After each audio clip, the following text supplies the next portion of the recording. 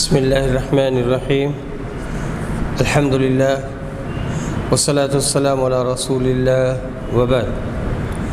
ناظرین السلام علیکم ورحمۃ اللہ وبرکاتہ۔ حدیث نمبر 5662۔ ابن عباس رضی اللہ عنہما روایت کرتے ہیں کہ رسول صلی اللہ علیہ وسلم ایک شخص کی عیادت کے لیے گئے اور ان سے کہا، کوئی بات نہیں، اگر اللہ نے چاہا تو یہ گناہوں سے پاک کرنے والا ہوگا۔ لیکن اس نے یہ جواب دیا، ہرگز نہیں، یہ تو ایسا بخار ہے جو ایک بوڑھے پر غالب آ چکا ہے اور اسے قبر تک پہنچا کر ہی رہے گا۔ اس پر نبی صلی اللہ علیہ وسلم نے فرمایا، پھر ایسا ہی ہوگا۔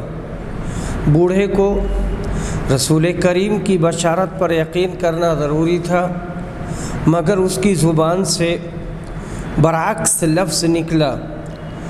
نبی اکرم صلی اللہ علیہ وسلم نے اس کی مایوسی دیکھ کر فرمایا کہ پھر تیرے خیال کے مطابق ہی ہوگا۔ چنانچہ ایسا ہی ہوا اور اس کی موت ہو گئی۔ نا امیدی ہر حال میں کفر ہے۔ اللہ تعالی ہر مسلمان کو نا امیدی سے بچائے، آمین۔ باب عیادت المریض راکبا وماشیا وردفا علی الحمار۔ مریض کی عیادت کو سوار ہو کر یا پیدل یا گدھے پر کسی کے پیچھے بیٹھ کر جانا ہر طرح سے جائز اور درست ہے۔ حدیث نمبر 5663۔ اسامہ بن زید روایت کرتے ہیں کہ نبی صلی اللہ علیہ وسلم گدھے کی پالان پر فدق کی چادر ڈال کر اس پر سوار ہوئے اور اسامہ بن زید کو اپنے پیچھے سوار کر لیا۔ حضرت سعد بن عبادہ کی عیادت کو تشریف لے جا رہے تھے۔ یہ جنگ بدر سے پہلے کا واقعہ ہے۔ رسول صلی اللہ علیہ وسلم روانہ ہوئے اور ایک مجلس سے گزرے جس میں عبداللہ بن ابی بن سلول بھی تھا۔ عبداللہ ابھی مسلمان نہیں ہوا تھا۔ اس مجلس میں ہر گروہ کے لوگ تھے، مسلمان بھی، مشرک بھی، بت پرست اور یہودی بھی۔ مجلس میں عبداللہ بن رواحہ تھے۔ سواری کی گرد جب مجلس تک پہنچی تو عبداللہ بن ابی نے اپنی چادر اپنی ناک پر رکھ لی اور کہا کہ ہم پر گرد نہ اڑاؤ۔ پھر نبی اکرم نے انہیں سلام کیا اور سواری روک کر وہاں اتر گئے۔ پھر آپ نے انہیں اللہ کی طرف بلایا اور قرآن مجید پڑھ کر سنایا۔ اس پر عبداللہ بن ابی نے کہا، میاں تمہاری باتیں میری سمجھ میں نہیں آتی، اگر حق ہیں تو ہماری مجلس میں انہیں بیان کر کے ہم کو تکلیف نہ پہنچایا کرو۔ اپنے گھر جاؤ، وہاں جو تمہارے پاس آئے اس سے بیان کرو۔ اس پر حضرت ابن رواحہ نے کہا، کیوں نہیں یا رسول اللہ، آپ ہماری مجلسوں میں ضرور تشریف لائیں، کیونکہ ہم ان باتوں کو پسند کرتے ہیں۔ اس پر مسلمانوں، مشرکوں اور یہودیوں میں جھگڑے بازی ہو گئی اور جھگڑے کی نوبت آ گئی اور قریب تھا کہ ایک دوسرے پر حملہ کر بیٹھیں، لیکن آپ انہیں خاموش کرتے رہے یہاں تک کہ سب خاموش ہو گئے۔ پھر نبی صلی اللہ علیہ وسلم اپنی سواری پر سوار ہو کر سعد بن عبادہ کے یہاں تشریف لے گئے اور ان سے کہا، سعد تم نے سنا نہیں ابو حباب نے کیا کہا؟ آپ کا اشارہ عبداللہ بن ابی کی طرف تھا۔ اس پر حضرت سعد بولے، اللہ کے رسول، اسے معاف کر دیجئے اور اس سے درگزر فرمائیے۔ اللہ نے آپ کو وہ نعمت عطا فرما دی جو عطا فرمائی تھی۔ آپ کے مدینہ تشریف لانے سے پہلے اس بستی کے لوگ اس پر متفق ہو گئے تھے کہ اسے تاج پہنا دیں اور اپنا سردار بنا لیں، لیکن جب اللہ نے اس منصوبہ کو اس حق کے ذریعہ جو آپ کو اللہ نے دیا ہے ختم کر دیا تو وہ اس پر بگڑ گیا۔ یہ جو کچھ معاملہ اس نے آپ کے ساتھ کیا ہے اسی کا نتیجہ ہے، آپ اس پر مایوس نہ ہوں اور تکلیف نہ کریں۔ اس موقع پر نبی صلی اللہ علیہ وسلم گدھے پر سوار ہو کر مذکورہ صورت میں تشریف لے گئے تھے۔ باب اور حدیث میں یہی مطابقت ہے۔ اس میں عبداللہ بن ابی منافق کا ذکر ضمنی طور پر آیا ہے۔ یہ منافق آپ کے مدینہ آنے سے پہلے اپنی بادشاہی کا خواب دیکھ رہا تھا، جو آپ کی تشریف آوری سے غلط ہو گیا۔ اسی لیے بظاہر مسلمان ہو کر بھی آخر وقت تک اسلام کی بیخ کنی اور اس کی جڑ اکھاڑنے کے در پہ رہا۔ حدیث نمبر 5664، جابر بن عبداللہ روایت کرتے ہیں کہ نبی صلی اللہ علیہ وسلم میری عیادت کے لیے آئے۔ آپ صلی اللہ علیہ وسلم نہ کسی خچر پر سوار تھے نہ کسی گھوڑے پر، بلکہ آپ پیدل تشریف لائے تھے۔ باب ما رخص للمریض ان یقول انی وجع او وارثا او اشتد بی الوجع۔ مریضوں کا یوں کہنا کہ مجھے تکلیف ہے، یا یوں کہنا ہائے میرا سر دکھ رہا ہے، یا میری تکلیف بہت بڑھ گئی۔ ابو ایوب کا کہنا بھی اسی قبیل سے ہے، اے میرے رب مجھے سراسر تکلیف نے گھیر لیا ہے اور تو ہی سب سے زیادہ رحم کرنے والا ہے۔ حدیث نمبر 5665، کعب بن عجرہ روایت کرتے ہیں کہ نبی صلی اللہ علیہ وسلم میرے قریب سے گزرے اور میں ہانڈی کے نیچے آگ سلگا رہا تھا۔ آپ نے فرمایا کیا تمہارے سر کی جوئیں تمہیں تکلیف پہنچاتی ہیں؟ میں نے عرض کیا جی ہاں۔ پھر آپ نے حجام کو بلوایا اور میرا سر مڑوا دیا۔ اس کے بعد آپ نے مجھے فدیہ ادا کرنے کا حکم دیا۔ حدیث نمبر 5666، قاسم بن محمد کہتے ہیں کہ عائشہ نے فرمایا ہائے میرا سر۔ اس پر رسول صلی اللہ علیہ وسلم نے کہا اگر ایسا میری زندگی میں ہو گیا، یعنی تمہارا انتقال ہو گیا، میں تمہارے لیے استغفار اور دعا کروں گا۔ عائشہ نے کہا افسوس، اللہ کی قسم میرا خیال ہے کہ آپ میرا مر جانا ہی پسند کرتے ہیں، اور اگر ایسا ہو گیا تو آپ تو اسی دن رات اپنی کسی بیوی کے یہاں گزاریں گے۔ نبی اکرم نے فرمایا بلکہ میں خود درد سر میں مبتلا ہوں۔ میرا ارادہ ہوتا تھا کہ ابوبکر اور ان کے بیٹے کو بلا بھیجوں اور انہیں وصیت کر دوں، یعنی خلافت کی۔ کہیں ایسا نہ ہو کہ میرے بات کہنے والے کچھ اور کہیں کہ خلافت کا حق میرا ہے، یا آرزو کرنے والے کسی اور بات کی آرزو کریں، تمنا کریں کہ ہم خلیفہ ہو جائیں۔ پھر میں نے اپنے جی میں کہا اس کی ضرورت ہی کیا ہے، خود اللہ تعالیٰ ابوبکر کے سوا اور کسی کو خلیفہ نہیں ہونے دے گا، نہ مسلمان اور کسی کی خلافت ہی قبول نہ کریں گے، مسلمان کسی کی خلافت نہیں قبول کریں گے۔ جیسا نبی اکرم نے کہا تھا ویسا ہی ہوا۔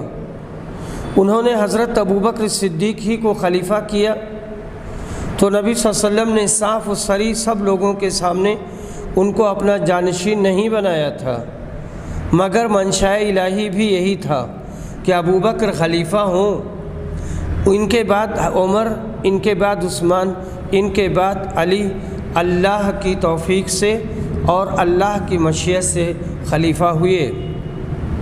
حدیث نمبر 5667 عبداللہ بن مسعود روایت کرتے ہیں کہ میں نبی صلی اللہ علیہ وسلم کی خدمت میں حاضر ہوا تو آپ کو بخار آیا ہوا تھا۔ میں نے آپ کا جسم چھو کر دیکھا آپ کو اور کہا آپ کو تو بڑا تیز بخار ہے۔ حضور اکرم نے فرمایا ہاں تمہارے 2 آدمیوں کے برابر ہے۔ ابن مسعود نے کہا حضرت صلی اللہ علیہ وسلم کا اجر بھی 2 گنا ہے۔ کہا ہاں۔ پھر آپ نے فرمایا کسی مسلمان کو بھی جب کسی مرض کی تکلیف اور کوئی درد پہنچتا ہے تو اللہ اس کے گناہوں کو اس طرح جھاڑ دیتا ہے جس طرح درخت اپنے پتوں کو گرا دیتا ہے اور جھاڑ دیتا ہے خزاں کے موسم میں۔ حدیث نمبر 5668 سعد بن ابی وقاص روایت کرتے ہیں کہ ہمارے یہاں رسول اللہ صلی اللہ علیہ وسلم میری عیادت کے لیے تشریف لائے۔ میں حجۃ الوداع کے زمانہ میں ایک سخت بیماری میں مبتلا ہو گیا تھا۔ میں نے عرض کیا کہ میری بیماری جس حد کو پہنچ چکی ہے اسے آپ دیکھ رہے ہیں، میں صاحب دولت ہوں اور میری وارث صرف ایک لڑکی کے سوا کوئی نہیں، تو کیا میں اپنا 2/3 مال صدقہ کر دوں؟ نبی اکرم نے فرمایا نہیں۔ میں نے عرض کیا پھر آدھا کر دوں؟ آپ نے کہا نہیں۔ میں نے کہا 1/3 کر دوں؟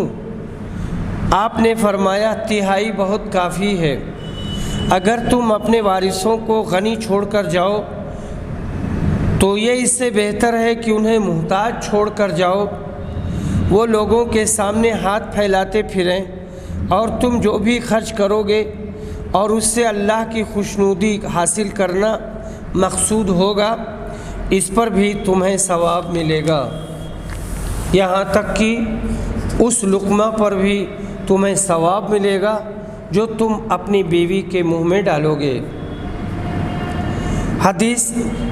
حدیث نمبر 5669 اور باب کا نام ہے باب قول المریض قوموا عنی، مریض لوگوں سے کہے کہ میرے پاس سے اٹھ کر چلے جاؤ۔ ابن عباس روایت کرتے ہیں کہ جب رسول صلی اللہ علیہ وسلم کی وفات کا وقت قریب آیا تو گھر میں کئی صحابی موجود تھے، حضرت عمر خطاب بھی وہیں موجود تھے۔ نبی اکرم نے فرمایا لاؤ میں تمہارے لیے ایک تحریر لکھ دوں تاکہ اس کے بعد تم غلط راہ پر نہ چلو۔ حضرت عمر نے اس پر کہا کہ آپ اس وقت سخت تکلیف میں ہیں اور تمہارے پاس قرآن مجید تو موجود ہی ہے، ہمارے لیے اللہ کی کتاب کافی ہے۔ اس مسئلہ پر گھر میں موجود صحابہ کا اختلاف ہو گیا اور بحث کرنے لگے۔ بعض صحابہ کہتے تھے کہ نبی صلی اللہ علیہ وسلم کو لکھنے کی چیزیں دے دو تاکہ آپ ایسی تحریر دیں جس کے بعد تم گمراہ نہ ہو سکو، اور بعض صحابہ وہ کہتے تھے جو حضرت عمر نے کہا تھا۔ جب نبی اکرم کے پاس اختلاف اور بحث بڑھ گئی تو رسول صلی اللہ علیہ وسلم نے فرمایا یہاں سے چلے جاؤ۔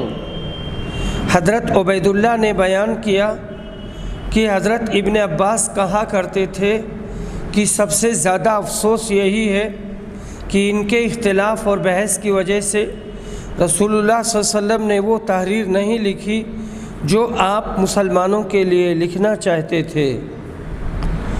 الخیر فیما وقع، مرضی الہی یہی تھی۔ اس واقعہ کے 3 روز بعد تک آپ باحیات رہے۔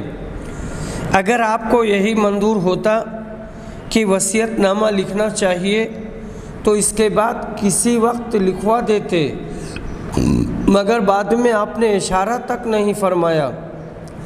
معلوم ہوا کہ وہ ایک وقتی بات تھی، اس لیے بعد میں آپ نے بالکل خاموشی اختیار کی۔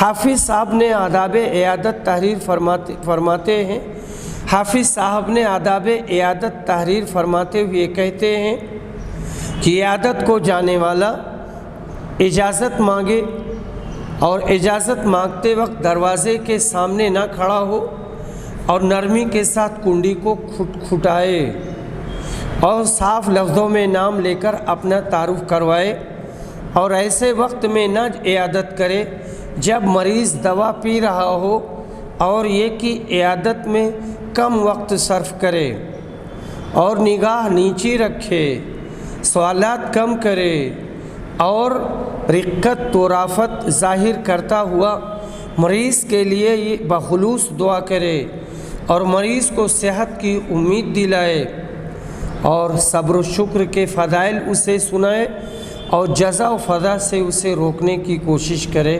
فتح الباری۔ باب من ذهب بالصبي المريض ليدعى له، مریض بچے کو کسی بزرگ کے پاس لے جانا تاکہ وہ اس کے لیے دعا کر دیں۔ حدیث نمبر 5670، صاحب بن یزید روایت کرتے ہیں کہ مجھے میری خالہ رسول اللہ صلی اللہ علیہ وسلم کی خدمت میں لے کر گئیں اور کہا، اے اللہ کے رسول، میرے بھانجے کو درد ہے۔ حضور اکرم نے میرے سر پر ہاتھ پھیرا اور میرے لیے برکت کی دعا کی، پھر آپ نے وضو کیا اور میں نے آپ کے وضو کا پانی پیا، اور میں نے آپ کی پیٹھ کے پیچھے کھڑے ہو کر نبوت کی مہر آپ کے دونوں شانوں کے درمیان دیکھی۔ یہ مہر نبوت حجلہ عروس کی گھنڈی جیسی تھی، یا جیسے حجلہ ایک پرندہ ہوتا ہے اس کا انڈا ہوتا ہے، یہ مہر نبوت آپ کی خاص علامت نبوت تھی۔ باب تمنی المریض الموت، مریض کا موت کی تمنا کرنا منع ہے۔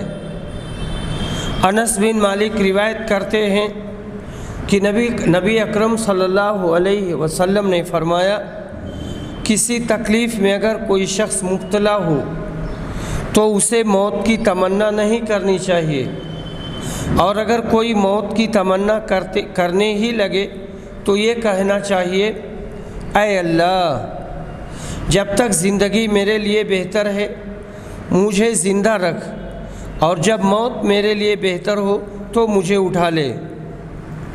حدیث نمبر 5672، قیس بن ابی حازم روایت کرتے ہیں کہ ہم خباب بن ارت کے ہاں ان کی عیادت کو گئے، انہوں نے اپنے پیٹ میں 7 داغ لگوائے تھے، پھر انہوں نے کہا، ہمارے ساتھی جو رسول صلی اللہ علیہ وسلم کے زمانے میں وفات پا چکے، وہ یہاں سے اس حال میں رخصت ہوئے کہ دنیا ان کا اجر و ثواب کچھ نہ گھٹا سکی اور ان کے عمل میں کوئی کمی نہیں ہوئی، اور ہم نے مال و دولت اتنی پائی کہ جس کے خرچ کے لیے ہم نے مٹی کے سوا اور کوئی محل نہیں ہے، اور اگر نبی صلی اللہ علیہ وسلم نے ہمیں موت کی دعا کرنے سے منع نہ کیا ہوتا تو میں اس کی دعا کرتا۔ پھر ہم ان کی خدمت میں دوبارہ حاضر ہوئے تو وہ اپنی دیوار بنا رہے تھے، انہوں نے کہا، مسلمانوں کو ہر اس چیز پر ثواب ملتا ہے جسے وہ خرچ کرتا ہے، مگر کمبخت عمارت میں خرچ کرنے کا ثواب نہیں ملتا۔ حدیث نمبر 5673، ابو ہریرہ روایت کرتے ہیں کہ میں نے اللہ سے سنا، آپ نے فرمایا، کسی شخص کا عمل اسے جنت میں داخل نہیں کرے گا۔ صحابہ کرام نے عرض کیا، اللہ کے رسول، آپ کا بھی نہیں؟ آپ نے فرمایا، نہیں، میرا بھی نہیں۔ سوائے اس کے کہ اللہ اپنے فضل و کرم سے مجھے نوازے، اس لیے عمل میں میانہ روی اختیار کرو اور قریب قریب چلو، اور تمہیں کوئی شخص موت کی تمنا نہ کرے، کیونکہ یا تو وہ نیک ہوگا تو امید ہے کہ اس کے اعمال میں اضافہ ہو جائے، اور اگر وہ برا ہے تو ممکن ہے کہ وہ توبہ ہی کر لے۔ حدیث نمبر 5634 5674 عائشہ رضی اللہ عنہ روایت کرتی ہیں، کہتی ہیں کہ میں نے رسول صلی اللہ علیہ وسلم سے سنا، حضرت میرا سہارا لیے ہوئے تھے مرض الموت، اور فرما رہے تھے اے اللہ میری مغفرت فرما، مجھ پر رحم کر، مجھ کو اچھے رفیقوں، فرشتوں اور پیغمبروں کے ساتھ ملا دے۔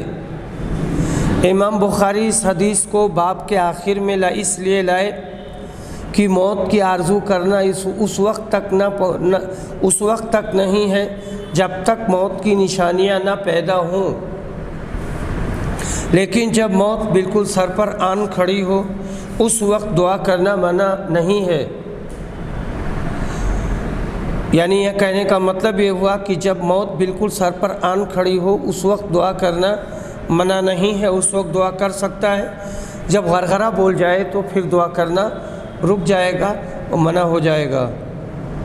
باب دعاء العائد للمریض، وقالت عائشۃ بنت سعد عن ابیہا قال النبی صلی اللہ علیہ وسلم اللہم اشف سعدا، جو شخص بیمار کی عیادت کو جائے وہ کیا کرے؟ اور عائشہ بنت سعد نے اپنے والد سے روایت کی کہ نبی صلی اللہ علیہ وسلم نے ان کے لیے یوں دعا کی، اے اللہ سعد کو تو تندرست کر دے اور انہیں تندرستی عنایت کر۔ حدیث نمبر 5675 حضرت عائشہ نے روایت کیا کہ رسول صلی اللہ علیہ وسلم جب کسی مریض کے پاس تشریف لے جاتے یا کوئی مریض آپ کے پاس لایا جاتا تو آپ یہ دعا کرتے، اے پروردگار لوگوں کی بیماری دور کرنے والے، اے انسانوں کے پالنے والے، شفا عطا فرما، تو ہی شفا دینے والا ہے، تیری شفا کے سوا اور کوئی شفا نہیں، ایسی شفا دے جس میں مرض بالکل باقی نہ رہے۔ اور اسی میں آگے چل کر کے ہے، یہ روایت متفق علیہ ہے کہ ابراہیم اور ابو الضحیٰ کہتے ہیں کہ جب کوئی مریض نبی صلی اللہ علیہ وسلم کے پاس لایا جاتا۔ باب وضوء العائد للمریض، عیادت کرنے والے کا بیمار کے لیے وضو کرنا۔ حدیث نمبر 5676 جابر بن عبداللہ روایت کرتے ہیں کہ نبی صلی اللہ علیہ وسلم میرے یہاں تشریف لائے، میں بیمار تھا، آپ نے وضو کیا اور وضو کا پانی مجھ پر ڈالا یا فرمایا اس پر یہ پانی ڈال لو۔ اس سے مجھے ہوش آ گیا، میں نے عرض کیا کہ میں تو کلالہ ہوں جس کا کوئی والد نہ ہو اور اولاد نہ ہو، یعنی باپ کا اپنا بیٹا نہ ہو اور اوپر اس کا دادا نہ ہو، میرے ترکہ میں تقسیم کیسے ہوگی؟ اس پر میراث کی آیت نازل ہوئی، یستفتونک قل اللہ یفتیکم فی الکلالہ، سورہ نساء آیت نمبر 176۔ اے پیغمبر ہم لوگ آپ سے کلالہ کے بارے میں پوچھتے ہیں، کہو کہ اللہ کا اس کے متعلق یہ فتویٰ ہے۔ نبی کریم صلی اللہ علیہ وسلم کو حضرت جابر سے بہت محبت تھی۔ سخت بیماری کی حالت میں حضرت جابر کو نبی اکرم دیکھتے ہی بےتاب ہو گئے۔ علاج کے طریقہ پر نبی اکرم کے وضو کے بقیہ پانی کو حضرت جابر پر ڈالتے ہوئے شفا یابی ہو گئی۔ معلوم ہوا کہ وضو کا بچا ہوا پانی موجب شفا ہے۔ ایک روز حضرت جابر اپنے گھر کی دیوار کے سایہ میں بیٹھے تھے۔ رسول اللہ صلی اللہ علیہ وسلم سامنے سے گزرے، یہ دوڑ کر ساتھ ہو لیے، ادب کے خلاف سے پیچھے چل رہے تھے۔ فرمایا پاس آ جاؤ۔ ان کا ہاتھ پکڑ کر کاشان اقدس کی طرف لے لائے اور پردہ گرا کر اندر بلایا۔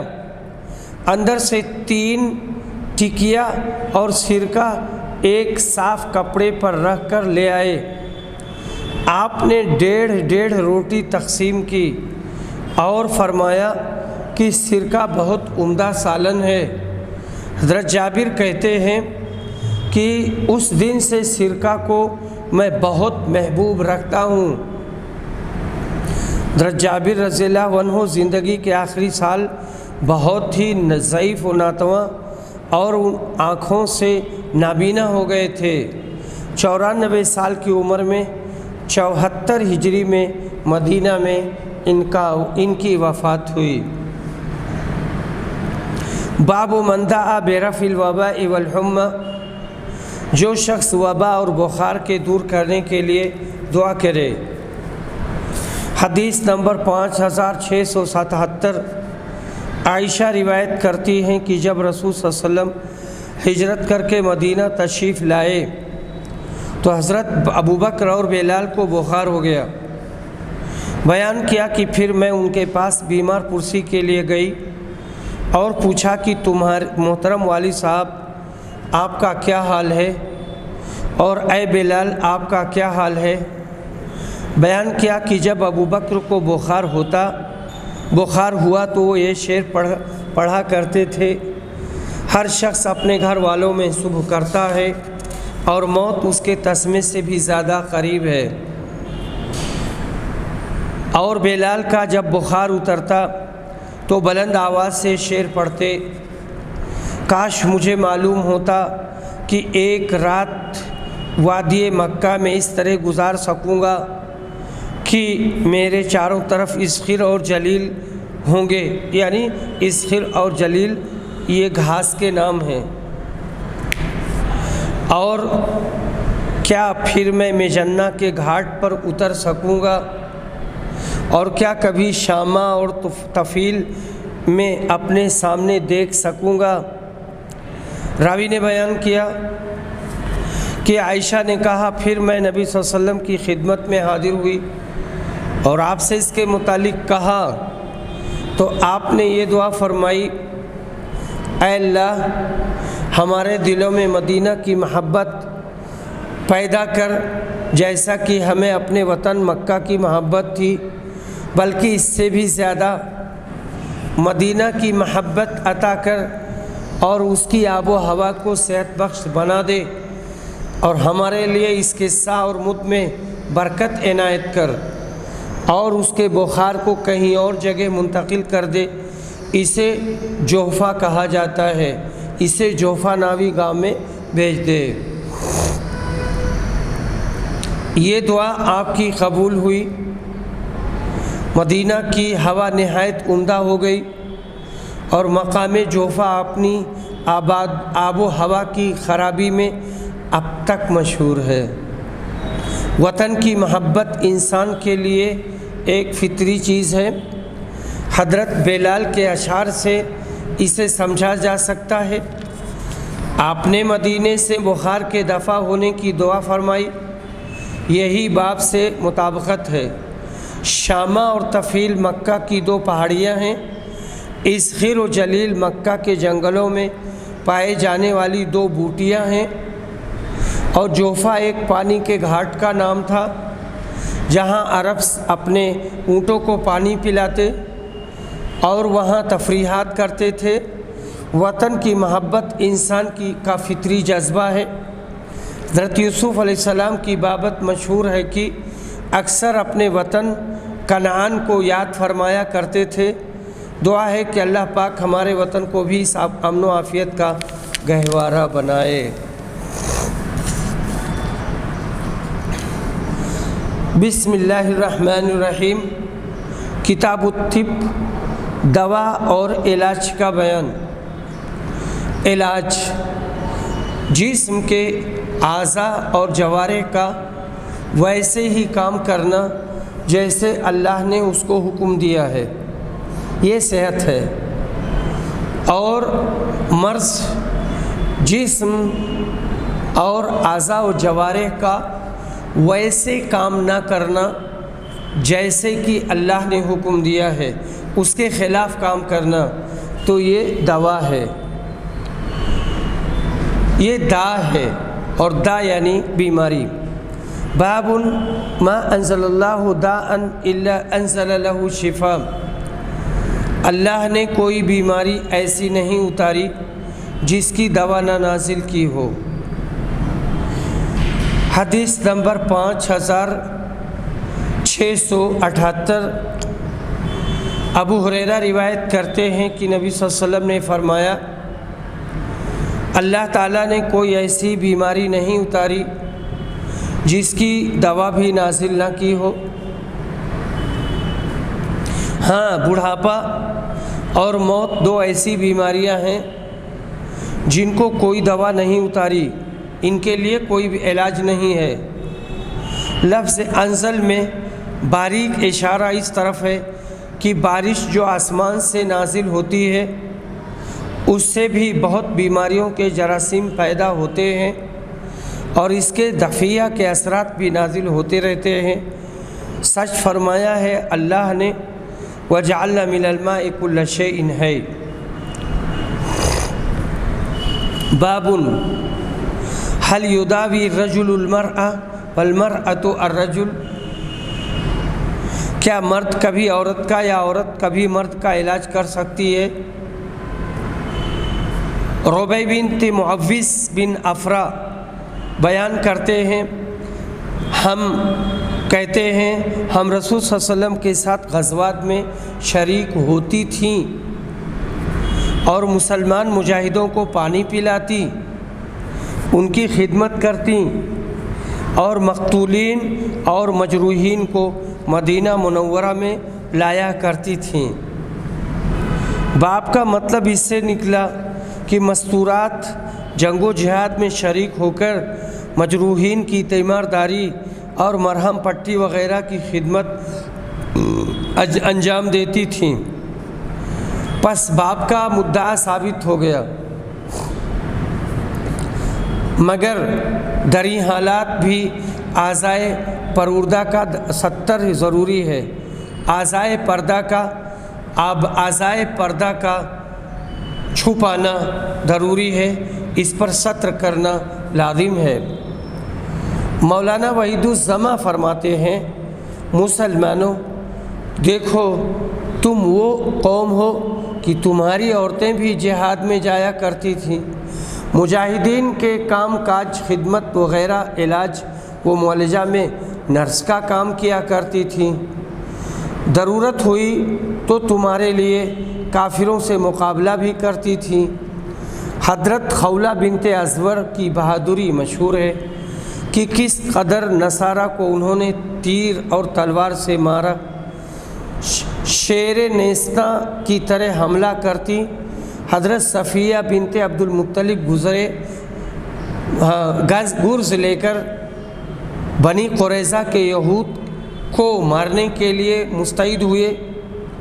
یا اب تمہارے مردوں کا یہ حال ہے کہ توپ بندوق آواز سنتے ہی یا تلوار کی چمک دیکھتے ہی ان کے اوسان خطا ہو جاتے ہیں۔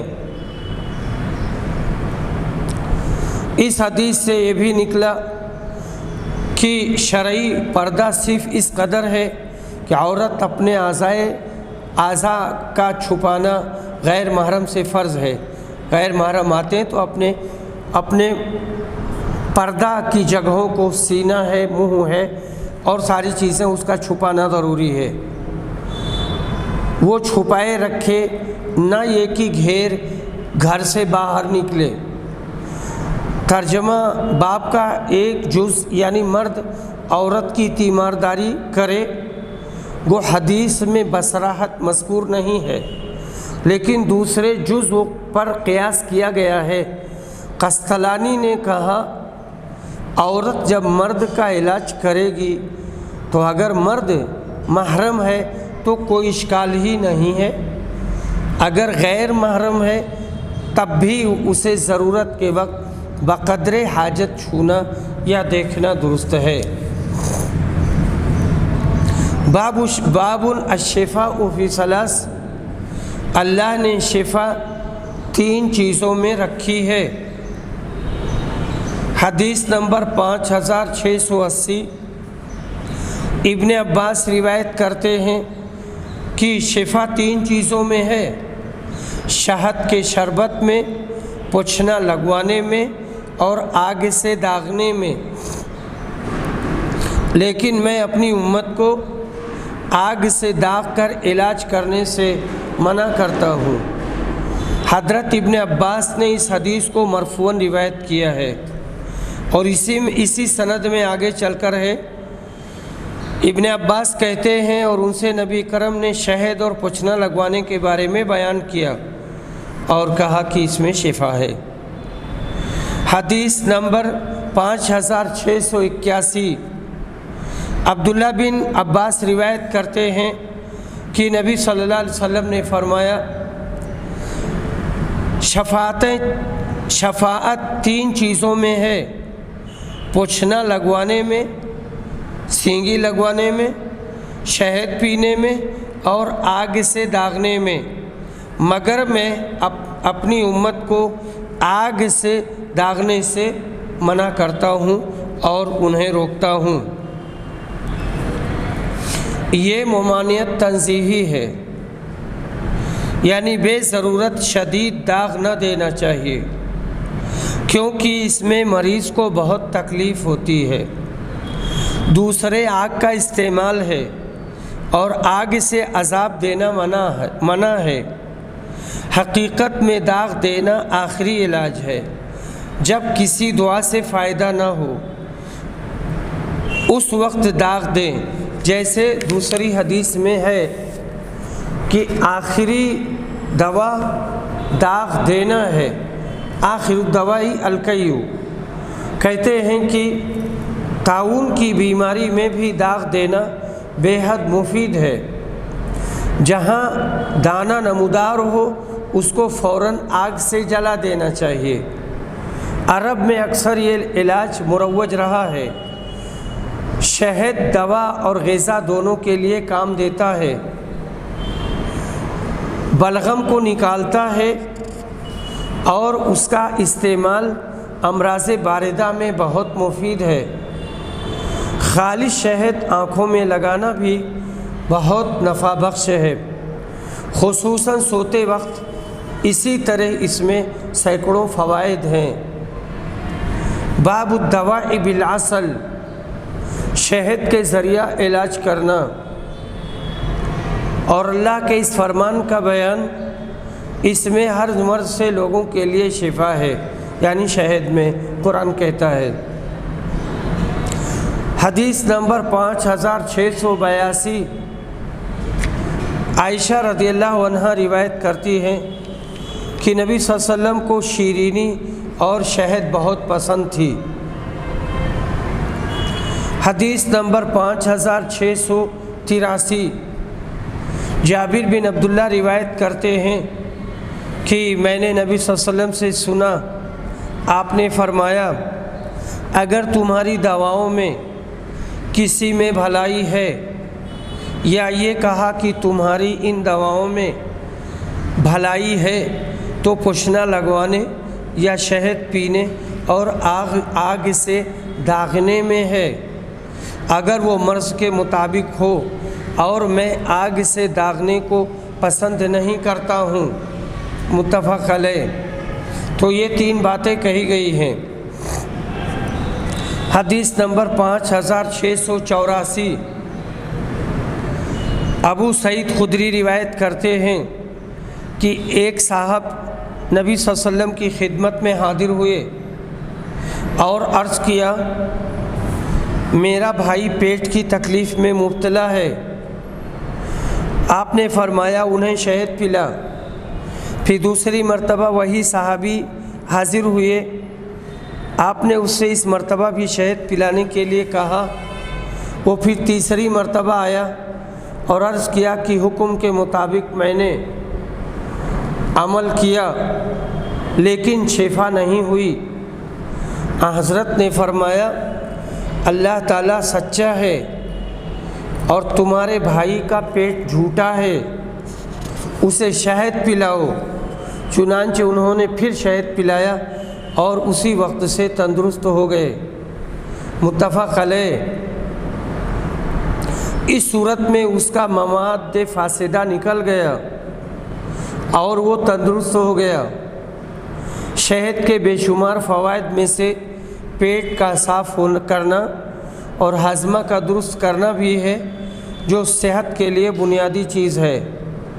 मौलाना वहीदुज़्ज़मा साहब फरमाते हैं कि ये हदीस होम्योपैथिक तबाबत की असल उसूल है।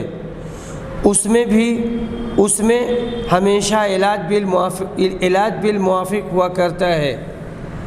मसलन किसी को दस्त आ रहा है तो और मुसिल दवा देते हैं। इसी तरह अगर बुखार आ रहा हो तो वो दवा देते हैं जिससे बुखार पैदा हो। ऐसी दवाकारी एक्शन यानी दूसरा असर मरीज़ के मुआफ़िक पड़ता है तो इब्तिदा में मर्ज़ को बढ़ाता है। अल्लाह ताला ने अदविया में अजीब तासीर रखी है। एरंडी का तेल, इसी तरह शहद मुसिल है, पर जब किसी को दस्त आ रहे हो तो यही दवाएं दोनों आखिर में कब्ज़ कर देती हैं। यूनानी और डॉक्टरी में इलाज भी ज़िद किया जाता है। बाबुद्दवा बे अल्बानिल इबिल, ऊँटनी के दूध से इलाज करने का बयान। हदीस नंबर 5685। अनस बिन मालिक रिवायत करते हैं कि कुछ लोगों को बीमारी थी। इन्होंने कहा अल्लाह के रसूल, हमें क़याम की जगह इनायत फरमा दें और हमारे खाने का इंतज़ाम कर दें। फिर जब वो लोग तंदुरुस्त हो गए तो इन्होंने कहा मदीना की आबो हवा ख़राब है। चुनांचे नबी सल्लल्लाहु अलैहि वसल्लम ने मकाम हर्रा में ऊँटों के साथ उनके क़याम का इंतज़ाम कर दिया और फरमाया इनका दूध पियो। जब वो तंदुरुस्त हो गए तो उन्होंने आप सल्लल्लाहु अलैहि वसल्लम के चरवाहे को कत्ल कर दिया और ऊँट को हाँक कर ले गए। हज़रत सल्लल्लाहु अलैहि वसल्लम ने इनके पीछे आदमी दौड़ाए और वो पकड़े गए। जैसा कि इन्होंने चरवाहे के साथ किया था, आपने भी वैसा ही किया। इनके हाथ पांव कटवा दिए और उनकी आंखों में सलाई फेरवा दी। मैंने उनमें से एक शख्स को देखा कि ज़ुबान से ज़मीन चाट रहा था और इसी हालत में मर गया।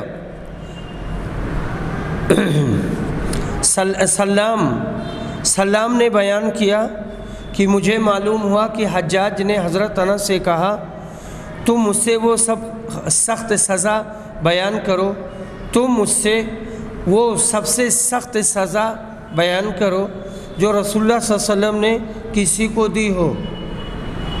तो उन्होंने यही वाक़या बयान किया।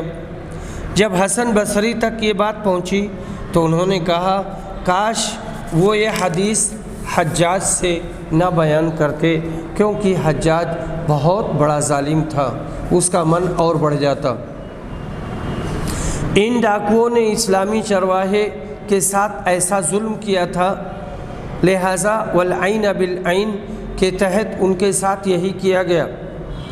हसन बसरी ने हज्जाज के मुतालिक ये इसलिए कहा कि वो अपने मज़ालिम के लिए ऐसी सनद बनाना चाहता था, हालांकि उसके मज़ालिम सराहतन नाजायज़ थे। ये सख्त तरीन सज़ा उनको क़िसास में दी गई थी। चरवाहे के साथ उन्होंने ऐसा ही किया था, लिहाजा उनके साथ भी ऐसा ही किया गया। बाब दवाई बे अबवाबिल इबिल, ऊँट के पेशाब से इलाज करना ये जायज़ है। अनस बिन मालिक रिवायत करते हैं कि कुछ लोगों को मदीना मुनव्वरा की आबो हवा मुआफिक नहीं आई थी, तो नबी सल्लल्लाहु अलैहि वसल्लम ने उन्हें हुक्म दिया कि वो आपके चरवाहे के यहाँ चले जाएं और उसके पास रहें, उनका दूध पिएं, ऊँटनियों का दूध पिएं और पेशाब पिएं, ऊँटों में और उनका दूध और पेशाब पिएं।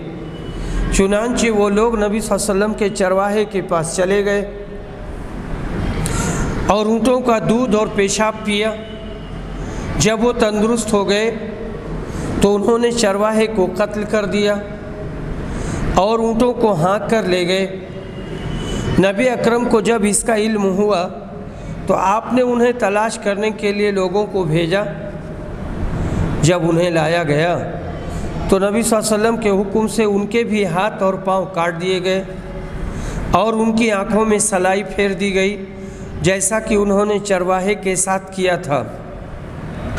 कतादा ने बयान किया कि मुझसे मोहम्मद बिन सिरीन ने कि ये हुदूद के नाजिल होने से पहले का वाक़या है।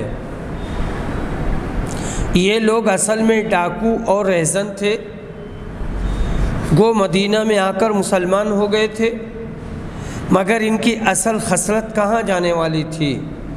मौका पाया तो फिर डाका डाला कि मौका पाया तो फिर डाका मारा, खून किया, ऊँटों को ले भागे और बतौर क़िसास से सज़ा इनको भी दी गई और बुरी तरह से इनके हाथ पांव काटे गए और हर्रा में छोड़ दिया गया और वहीं तड़पते रहे, तड़प तड़प करके मर गए।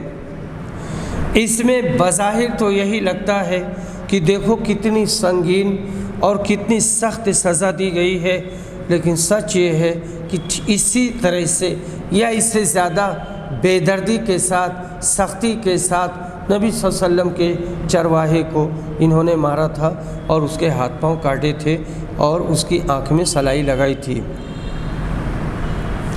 बाबुल हब्बती सौदा, कलौंजी का बयान।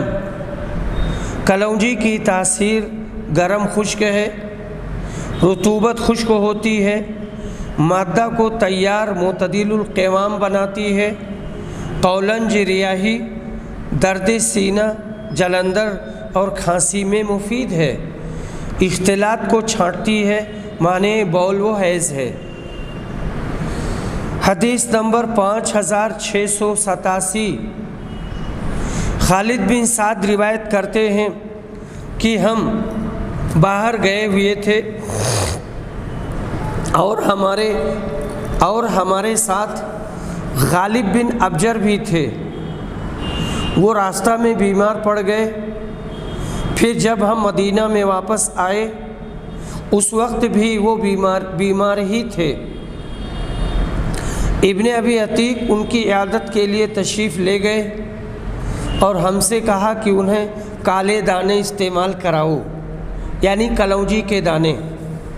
उसके 5 या 7 दाने लेकर पीस लो और फिर जैतून के तेल में मिलाकर नाक के इस तरह और इस तरह उसे कतरा कतरा करके टपकाओ, यानी इधर से टपका दो और बाएं तरफ से और दाहिनी तरफ से। क्योंकि हज़रत आयशा ने मुझसे बयान किया, उन्होंने नबी सल्लल्लाहु अलैहि वसल्लम से सुना, आपने फरमाया ये कलौंजी हर बीमारी की दवा है सिवाय साम के। मैंने अर्ज़ किया साम क्या है? फरमाया साम मौत है। मौत अपने मुकर्ररा वक्त पर आनी ज़रूर है, इसलिए इसकी कोई दवा नहीं। कलौंजी यानी काला ज़ीरा फोड़ा फुंसियों में बहुत मुफीद है। ये जो कलौंजी होती है यहाँ पे लिखा है काला ज़ीरा, और ये की जो दाने होते हैं काले दाने होते हैं वो है। अज़वाजे मुतहरात में से किसी एक की उंगली में फुंसी निकली हुई थी, तो नबी सल्लल्लाहु अलैहि वसल्लम ने पूछा क्या तुम्हारे पास ज़ीरा है? तो उन्होंने कहा कि हाँ। तो आपने फरमाया कि ज़ीरा उस पर रख दो। وآخر دعوانا الحمد للہ رب العالمین۔